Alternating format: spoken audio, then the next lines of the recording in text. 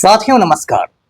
पटना बिहार से मैं Amitabh Kumar Das, IPS 94 batch, और आप देख रहे हैं मेरा अपना यूट्यूब चैनल दास बोले बिंदास। क्योंकि जब बुज़दिलों ने मुंह में दही जमा लिया हो तो दास का बिंदास बोलना जरूरी हो जाता है।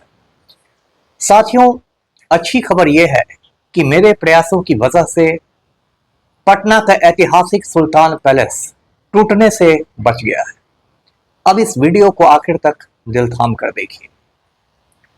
साथियों, शुरू से शुरू करता हूं।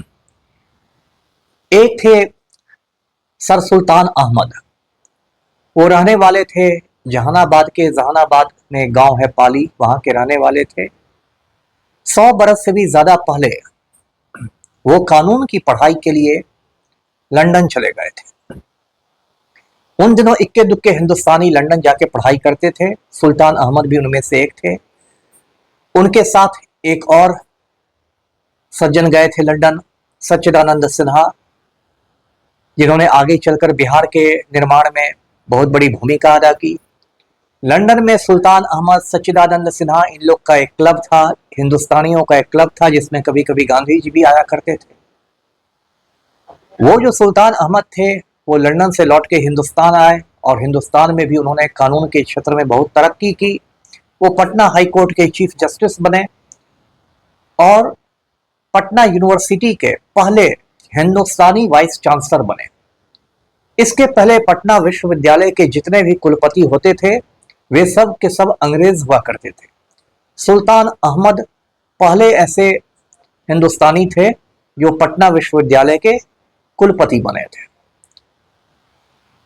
सुल्तान अहमद एक खानदानी रईस आदमी थे और कानून में वकालत से भी उन्होंने काफ़ी पैसे कमाए थे।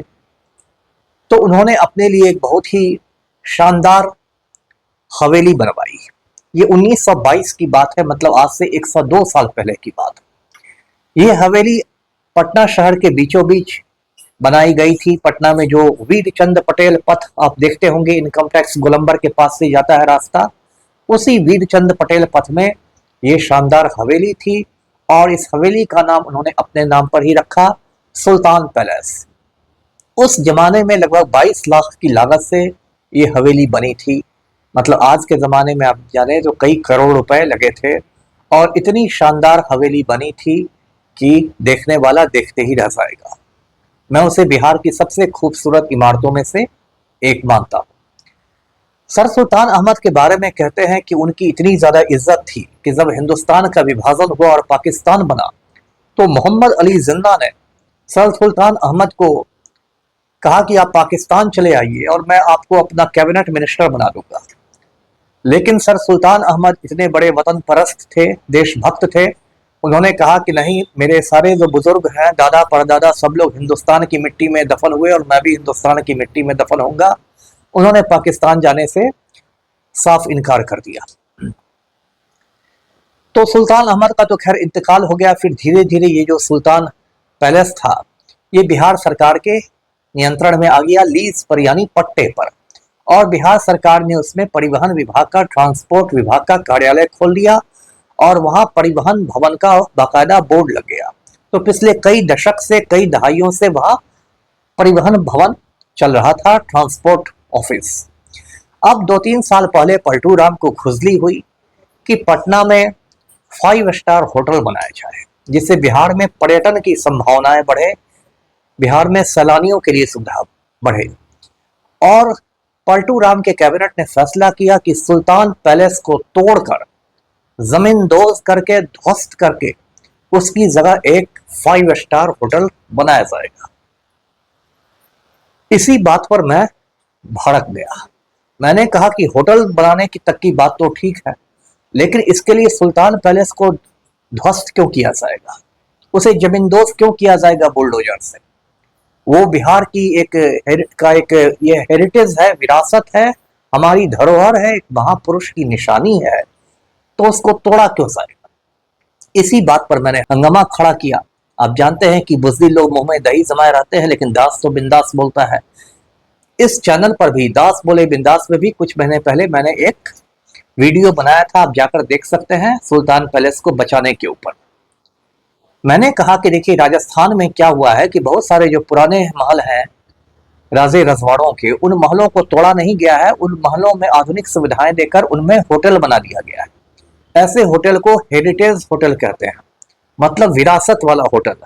मतलब आपने हेरिटेज की भी हिफाजत कर दी और होटल भी बन गया। और वे जो हेरिटेज होटल है राजस्थान के, वो बहुत पॉपुलर है, वहाँ देश विदेश से सैलानी आते हैं, वहाँ महंगी महंगी शादियां होती हैं और बहुत वो शानदार होटल है। मैंने कहा कि भाई इसको भी हेरिटेज होटल बनाओ।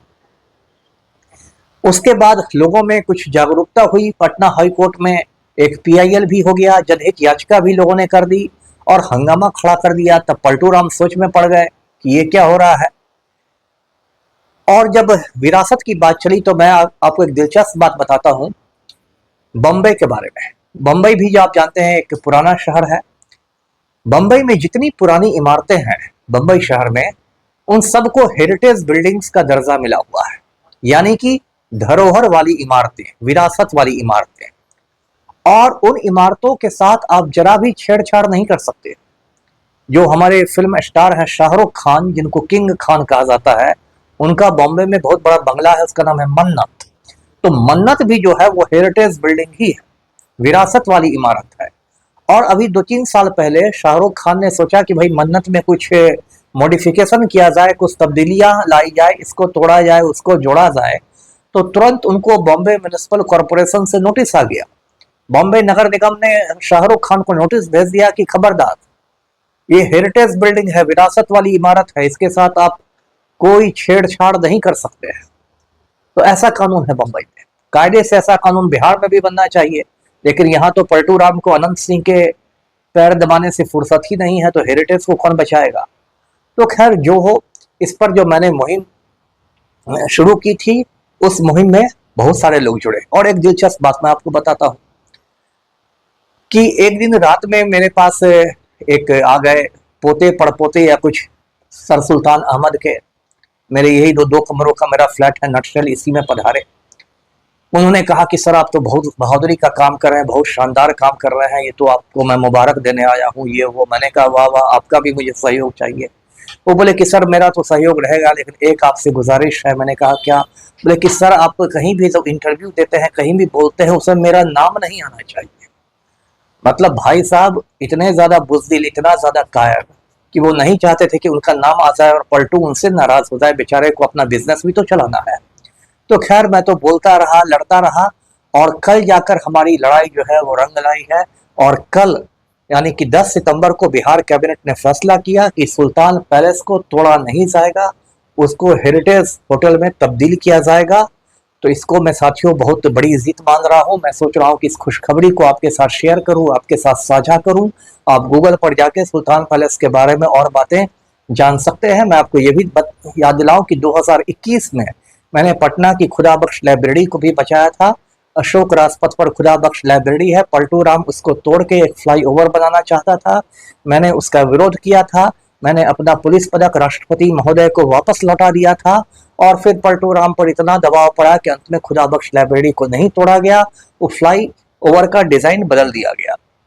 तो साथियों ये मैं बताना चाहता हूँ बिहार के माफिया को कि जब तक अमिताभ कुमार दास है, मैं माफिया की दाल बिहार में नहीं गलने दूंगा। वीडियो को लाइक करें, शेयर करें और चैनल को सब्सक्राइब कीजिए। धन्यवाद। जय हिंद।